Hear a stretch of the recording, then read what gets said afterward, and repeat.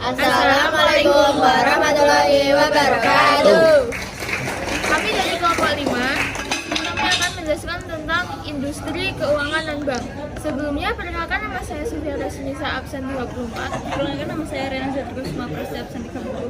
Saya Naila Ramadhani Subunda Putri, absen 27. Saya Zara Mega Aprilia, nomor absen 36. Saya Fadli Purnarmajo, nomor absen 10. Saya Muhammad Dada Rafael Faros, nomor 20.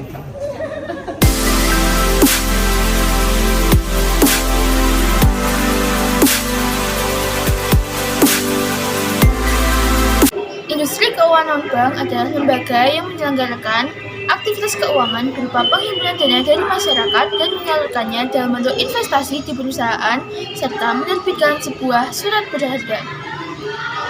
IKNB didirikan pada tahun 1972 yang bertujuan untuk mendorong perkembangan pasar modal agar penyaluran dananya lebih efisien sehingga meningkatkan kesejahteraan masyarakat. Jenis-jenis lembaga keuangan non-bank. 1. Pegadaian.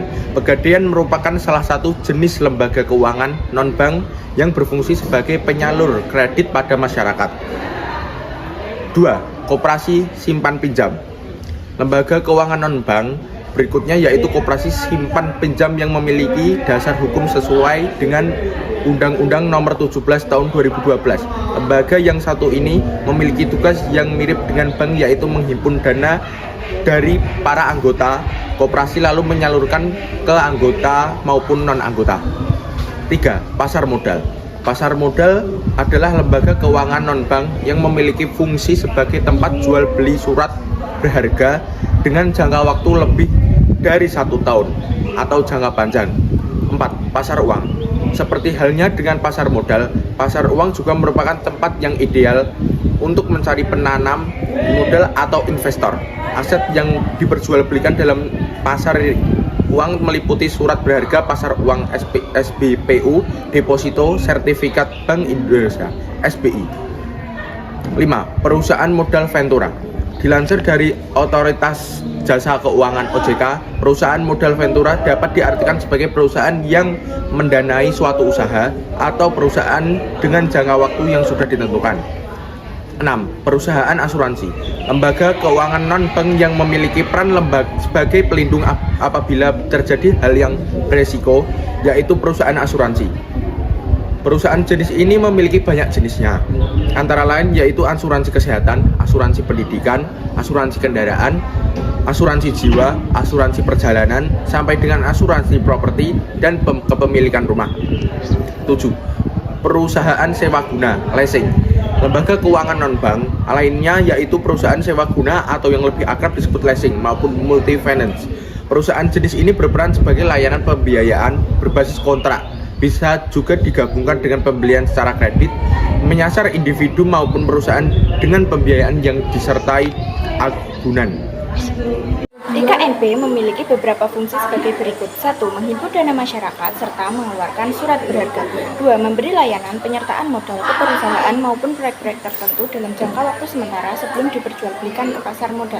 3. Memberi permodalan kepada masyarakat ekonomi menengah ke bawah sehingga mereka mampu membangun usaha. 4. Menjadi perantara antara perusahaan di Indonesia dengan pemerintah agar mendapat kelancaran permodalan. 5. Sebagai perantara mencari tenaga ahli dan nasihat profesional. 6. Memperluas sumber pendanaan usaha di sektor swasta. Prinsip IKNB saat menjalankan usahanya, industri keuangan non-bank wajib memegang 2 prinsip berikut ini: melaporkan tiap transaksi mencurigakan, misalnya transaksi dalam jumlah tidak wajar di luar kebiasaan nasabah sehingga dicurigai sebagai tindakan pencucian uang atau pendanaan untuk terorisme. Harus mengenal latar belakang nasabah, identitas, saldo dalam rekening hingga kebiasaan transaksi. Industri keuangan non-bank memiliki beberapa kelebihan.